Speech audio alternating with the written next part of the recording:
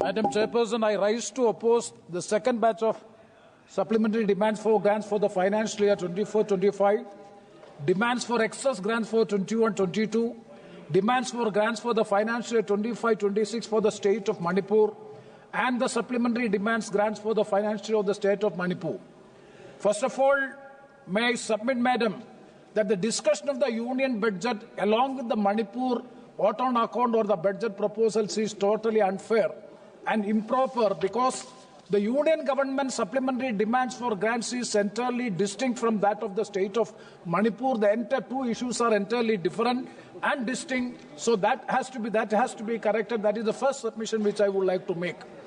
Madam, regarding the supplementary demands for grants, the second batch for the year financial year 24-25, it includes 52 grants and 3 appropriations.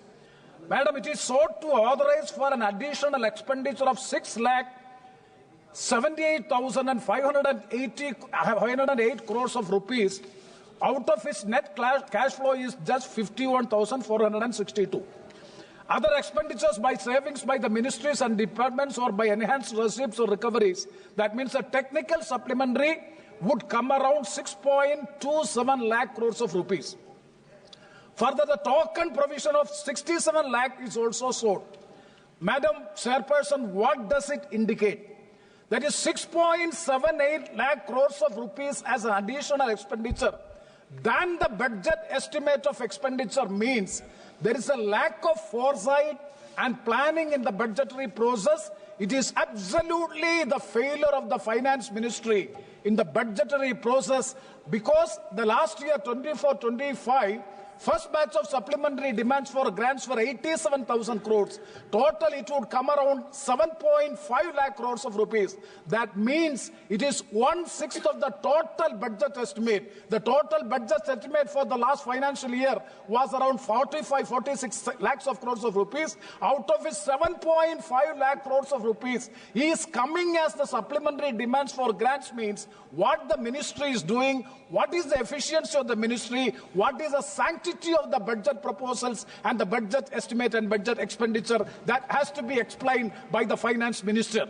Madam, whatever the ministry has demanded to this house, we have granted without any cut. Then what is the reason by which this much amount is coming means? And also further, the savings. 6 lakh crores of rupees are saving.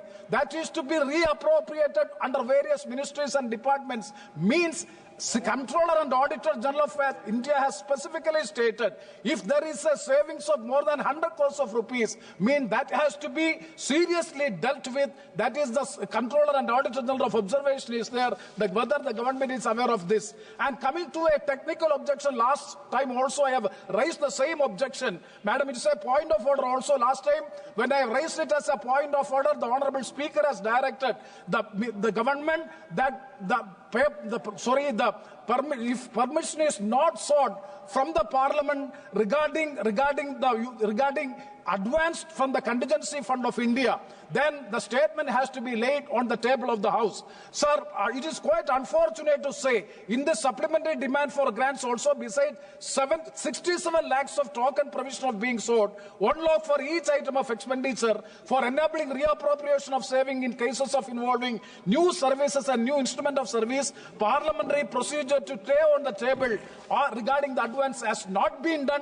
I would like to cite 2 examples. Ministry of Agriculture and Farmers, 347.5 crores of rupees is taken as advance from the Consolidated Fund of India by virtue of demand number 1 and by virtue of demand number 26, higher education, 908 crores of rupees has been taken from the Consolidated Fund of India without the prior approval of the Parliament, and even after getting advance from no statement has been laid on the table as per the parliamentary procedure. I would like to seek the clarification from the Honourable Finance Minister as well as seeking a ruling from the Chair. And coming to the supplementary demands for grants, demand number 97.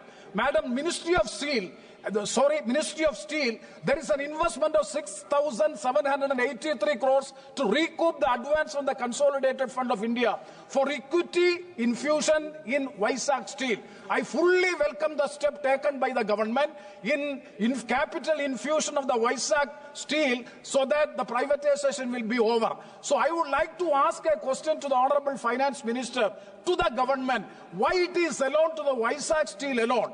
Capital infusion to, yes madam, I will conclude. Capital infusion to a public sector undertaking, because foreign direct investment is being granted for life insurance for corporation for the capital infusion, then why it is not available to other public sector undertakings? Is it because TDP is supporting this government? Is it the reason by which 6,786 crores of rupees has been provided under the supplementary demands for grants? And the last point is demand number 84. That is, demand number 84 is excess grants. That is excess grants for the financial year 21-22. Madam, with that point I will conclude. That is, sir, that is railway. That is very, very serious matter. 35 lakhs of rupees is misclassified as per the demand which is being shown. I would like to know from the Honorable Minister, how does this misclassification happen? Who is responsible for it? Misappropriation, whether it is done purposefully or mistakenly done. Seeking a clarification with these points, I strongly oppose the SDG for the financial year 25-26. Thank you very much, ma'am. माननीय सदस्य संबित पात्रा